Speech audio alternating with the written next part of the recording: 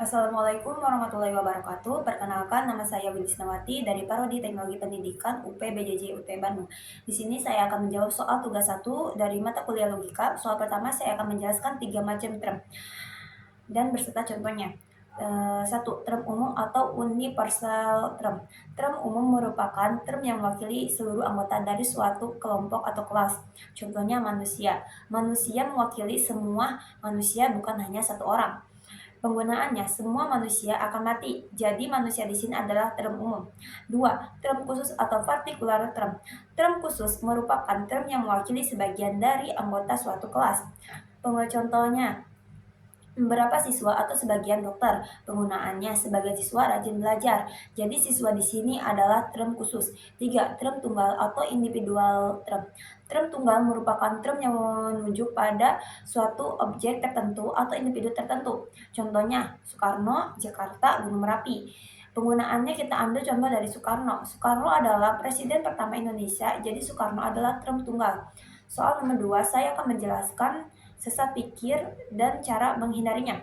Sesat pikir atau bisa disebut dengan logical fallacy adalah kekeliruan dalam penalaran atau logika yang membuat argumen tampak meyakinkan. Padahal sebenarnya secara logis, sesat pikir bisa terjadi secara sengaja untuk memanipulasi atau tidak sengaja karena kurangnya pemahaman logis. Berikut penjelasan beberapa jenis umum sesat pikir dan contoh dan cara menghindarinya. 1. Sesat pikir yaitu ad hominem. Penjelasannya menyerang pribadi lawan, bukan argumennya. Contoh, jangan percaya pendapat Andi tentang ekonomi.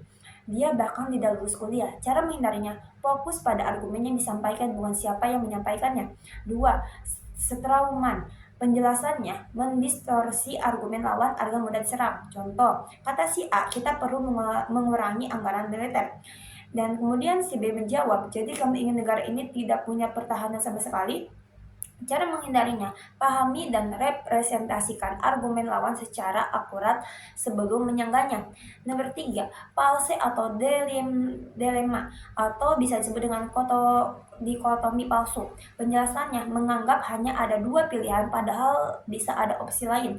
Contoh, kalau kamu tidak mendukung kebijakan ini, berarti kamu anti kemajuan. Cara menghindarinya, teliti apakah ada alternatif lain yang masuk akal selain 2 tawaran. Nomor 4 adalah silly very sloppy.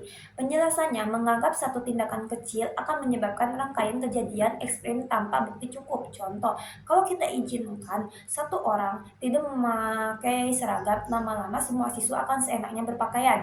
Cara menghindarinya, tanyakan apakah ada bukti bahwa konsekuensi ekstrim benar-benar terjadi. Nomor 5, circular reasoning. Penjelasannya argumen yang premis dan kesimpulannya saling mendukung tanpa bukti luar. Contoh, Al-Quran benar karena berasal dari Tuhan. Kita tahu itu dari Al-Quran. Cara menghindarinya, pastikan setiap premis memiliki dasar bukti independen dari kesimpulan.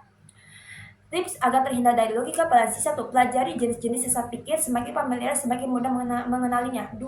Evaluasi argumen secara kritis, tanyakan apakah ini benar-benar masuk akal. 3. Minta umpan balik dari orang lain, seringkali kita tidak sadar melakukan sesat pikir. Nomor 4. Gunakan logika formal, pelajari dasar-dasar penahan logis atau silogisme. Sekian dari jawaban yang bisa saya sampaikan. Terima kasih. Wassalamualaikum warahmatullahi wabarakatuh.